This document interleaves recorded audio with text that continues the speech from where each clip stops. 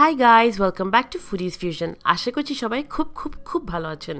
আজকের রেসিপিটা আমার পার্সোনাল ফেভারিট। এটা হচ্ছে খুবই সহজেই চিকেন আর আলু দিয়ে একটা মজার রোল বানানো।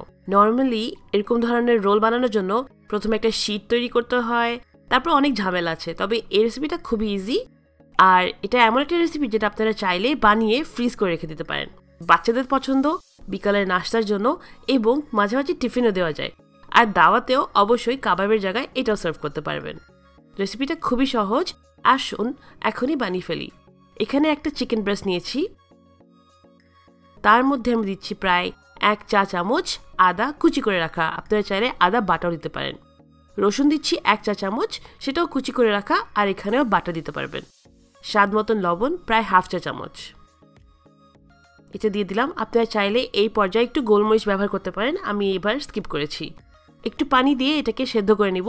চিকেনটা একদম পুরোপুরি রান্না করে নিতে হবে। যতক্ষণ না পুরোটা পানি ড্রাই হয়ে যায় ততক্ষণ এটাকে সেদ্ধ করে নেবেন। পানি নিয়েছি এখানে প্রায় 1/2 কাপের মতন। আর আপনারা চাইলে চিকেনটাকে আগে থেকে একটু কেটে নিতে পারেন। যাই হোক, সেদ্ধ হয়ে গেছে। এবার একটা কাঁটা চামচ আর একটা নাইফের সাহায্যে এটাকে শ্রেড করে নিচ্ছি। এটা হাত দিয়েও করতে পারেন, তবে মুরগিটা এই পর্যায়ে বেশ গরম আছে তাই ছুরি ব্যবহার করছি। একদম ছোট ছোট করে শ্রেড করে নেবেন। বেশি বড় পিসেস থাকে তাহলে হাত দিয়ে এইভাবে একটু ছিঁড়ে নেবেন। এবার মূল রান্নায় চলে যাচ্ছি। একটা কড়াইয়ের মধ্যে প্রায় 1.5 টেবিল চামচের মতন তেল নিয়ে নিচ্ছি।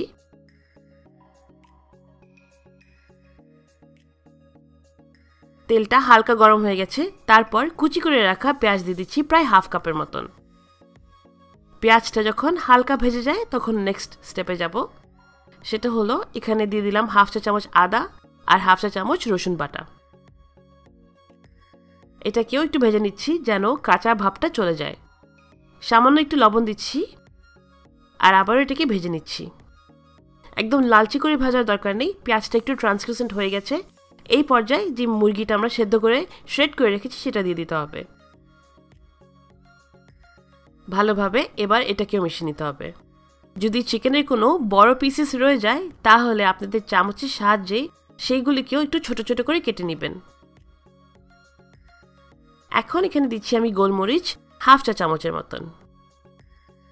একটুখানি দিয়ে দিচ্ছি গরম মশলা, তবে এটা স্কিপ করতে পারেন। একটা সেদ্ধ করে রেখেছি বড় সাইজের আলু, সেটা দিয়ে দিলাম। আর এখানে প্রায় 1/2 কাপের থেকে একটু বেশি আছে। আলুটাকেও ভালোভাবে মিশিয়ে নিচ্ছি। এবার দিলাম এখানে আমি ধনিয়া পাতা। আমি খুব বেশি মশলা ব্যবহার করছি না এবং কাঁচামরিচও দিচ্ছি না, কারণ এটা বাসায় বাচ্চারাও খেতে পারে। আর যদি আপনাদের বাসায় বাচ্চারাও ঝাল খায় তাহলে অবশ্যই কাঁচামরিচ, চিলি ফ্লেক্স এসব দিতে পারেন। তবে আমি এটাকে সিম্পলই রাখছি। সিম্পলের মধ্যেও কিন্তু এটা বেশ টেস্টি হয়।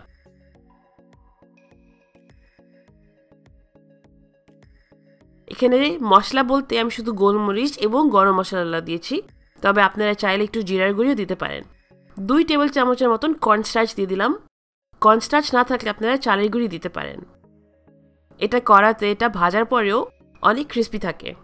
হাত দিয়ে ভালোভাবে এবার মিশিয়ে নিচ্ছি। কর্নস্টার্চটা ক্রিস্পিও করবে, তার সাথে সাথে বাইন্ডিংয়েও সাহায্য করবে। এবার হাত দিয়ে এইভাবেই সুন্দর করে আপনারা সিলিন্ডারের মতন বানিয়ে নেবেন। যেই শেপ ইচ্ছা সেই শেপেই করতে পারেন, তবে যেহেতু এটা রোল বানাচ্ছি তাই রোলের শেপে বানাচ্ছি আমি আজকে।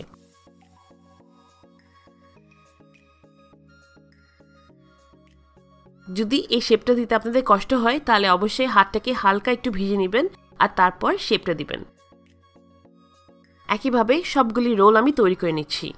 সবগুলি রোল তৈরি করে নেওয়ার পরে নেক্সট স্টেপ হলো একটা বাটির মধ্যে আপনারা 2টো ডিম নেবেন, তার মধ্যে সামান্য একটু লবণ দিয়ে দিবেন। ভালোভাবে ডিমটাকে ফেটে নিতে হবে। এইবার যে তৈরি করে রাখা রোলগুলি ছিল সেইগুলিকে একটু ময়দা দিয়ে ভালোভাবে কোট করে নিতে হবে। এটা করাতেই আপনাদের ডিমের কোটিংটা অনেক ভালোভাবে থাকবে এবং এটা ভাজার পরেও শীটের কাজটা করবে। ময়দা দিয়ে ভালোভাবে কোট করে নিয়েছি, তারপর ডিমের মধ্যে আবার কোট করে নিব। হাত দিয়ে করতে পারেন, তবে আমার মতন কাঁটা চামচ দিয়ে করলে এই ডিমটা অনেকক্ষণ ভালো থাকে। আবারও ড্রাই কোট করে নিতে হবে, তার মানে আবারও ময়দাটাকে দিয়ে এটাকে কোট করে নিব।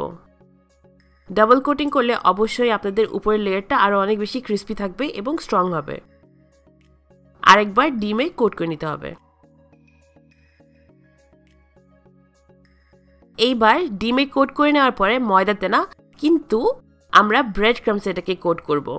আপনাদের বাসায় ব্রেড ক্রামস না থাকলে আপনারা পাউরুটিকে ভালোভাবে টোস্ট করে নেবেন, তারপর এটাকে গুঁড়ো করে ব্যবহার করবেন। আর চাইলে একদম সল্টেড বিস্কিট অথবা টোস্ট বিস্কিট যেটা মিষ্টি না, সেটাকেও গুঁড়া করে ইউজ করতে পারবেন। সবগুলি সাইড ভালোভাবে কোট করতে হবে। কোট হয়ে গেছে। এবার একইভাবে আমি বাকি সবগুলি রোল কোট করে নিব। আপনারা চাইলে এই পর্যায়ে এইগুলিকে ফ্রিজ করে রাখতে পারেন, বেশ কয়েকদিন ভালো থাকে, প্রায় 2 থেকে 3 মাস। এখন আমি অনেকখানি তেল নিয়েছি, যেটাকে আমি গরম করে রেখেছি। গরম তেলের মধ্যে একটা একটা করে সবগুলি রোল দিয়ে দিবেন। চুলাতে দেওয়ার পরে কিন্তু চুলার আঁচটা মিডিয়ামে রাখবেন, খুব বেশি হাই রাখলে আগে থেকেই কালার চলে আসবে। আমি একটু বেশি হাই করে ফেলেছিলাম, তাই আপনারা নিজেরাই খেয়াল করে দেখবেন যে একটু বেশি কালার চলে আসছিল। তবে উল্টি পাল্টি একটু ভেজে নেবেন আর আস্তে আস্তে ভাজবেন। বেশি জলদি করতে গেলে কালার তো ভালো হবেই না, তাছাড়া বেশিটা ক্রিস্পি হবে না। এইভাবেই ভেজে নেবেন যতক্ষণ না এরকম একটা কালার আসে। আর এই রোলগুলি অনেকক্ষণ ক্রিস্পি থাকে, তাই আপনারা যদি সুন্দর করে ভেজে এটাকে রেখে দিতে পারেন, তাহলে আপনারা এটাকে টিফিন অথবা বিকালের নাস্তায় আরামসেই সার্ভ করতে পারবেন। কেচাপ অথবা আপনাদের ফেভারিট চাটনির সাথে এটাকে উপভোগ করবেন। আশা করছি আজকের রেসিপিটা খুবই ভালো লাগবে। অবশ্যই ট্রাই করবেন। ঘরে যদি বাচ্চারা থাকে, তারা চিকেন নাগেটসের জায়গায় এখন থেকে চাবে এই ধরনের চিকেন রোল। আজকের রেসিপি ভালো লাগলে অবশ্যই শেয়ার করবেন, আমার চ্যানেলটিকে সাবস্ক্রাইব করবেন। সবাই খুব ভালো থাকবেন, and thank you so much for watching.